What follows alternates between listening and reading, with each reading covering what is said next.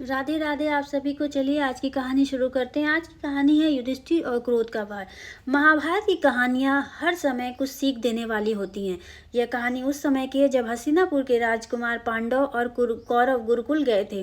वे गुरु द्रोण के आश्रम में शिक्षा प्राप्त कर रहे थे। वह प्रतिदिन नियमबद्ध तरीके से जीवन जी रहे थे। ब्रह्म मुहूर्त में उठना, शौच इत्यादि से निवृत्त होकर व्यायाम करना, फिर स्नान करके हवन पूजन करना, भोजन प्राप्त करना, पढ़ाई के बाद गुरुकुल में विभिन्न प्रकार के कार्य करना, साझा से पहले क्रीड़ा स्थल पर जाकर पहले युद्ध कौशल सीखना और फिर क्रीड़ा करना, इसके उपरांत पढ़ाई करना, फिर भोजन करके सो जाना। ऐसे ही उनकी दिनचर्या चल रही थी।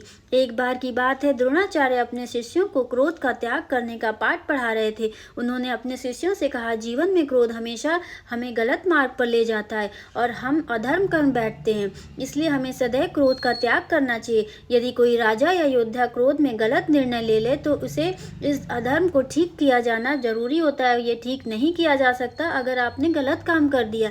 यदि कोई ऐसे पद पर बैठा मनुष्य है जिसके निर्णय से बहुजन के जीवन पर असर पड़ता है तो ऐसे मनुष्य को सदैव के लिए क्रोध का परित्याग कर देना चाहिए। क्रोध का त्याग करना इतना आसान भी नहीं है, इसलिए हमें निरंतर प्रयासरत रहना चाहिए, कभी भूलना नहीं चाहिए, अन्यथा कभी भी वह हमारे माथे पे सवार हो सकता है। क्रोध और अहंकार लगभग साथ साथ चलते हैं। क्रोध अहंकार को पोषित करने के लिए गलत कार्य करवाता है और वही अहंकार क्रोध को बढ़ावा देता है। क्रोध अधर्म करवाता है और फिर एक अधर्म दूसरे अधर्म को जन्म देता है। अतः क्रोध का त्याग करना अति आवश्यक है। अगले दिन की कक्षा में गुरुद्रोण ने अपने शिष्यों को पिछले दिन पढ़ाए गए पाठ को सुनाने को कहा। सभी कौरवों ने सुनाए, फिर युधिष्ठिर को छोड़कर सभी पांडवों ने भी सुना दिया, परंतु युधिष्ठिर नहीं सुना पाए। जब द्रोणाचार्य ने उनसे पूछा कि उन्हें पाठ क्यों नहीं स्मरण है तो उन्होंने कहा उन्हें थोड़ा और समय चाहिए। 2-3 दिन तक युधिष्ठिर गुरुजी को यही उत्तर देते रहे। चौथे दिन जब गुरुजी ने पूछा और युधिष्ठिर ने यही उत्तर दिया, तब गुरुद्रोण ने युधिष्ठिर को एक थप्पड़ मार दिया। युधिष्ठिर कुछ देर तक शांत खड़े रहे, फिर अपने हाथ जोड़कर गुरुजी से कहा, गुरुजी क्या मैं आपको पाठ सुनाऊं? द्रोणाचार्य ने गरजते हुए कहा, सुनाओ।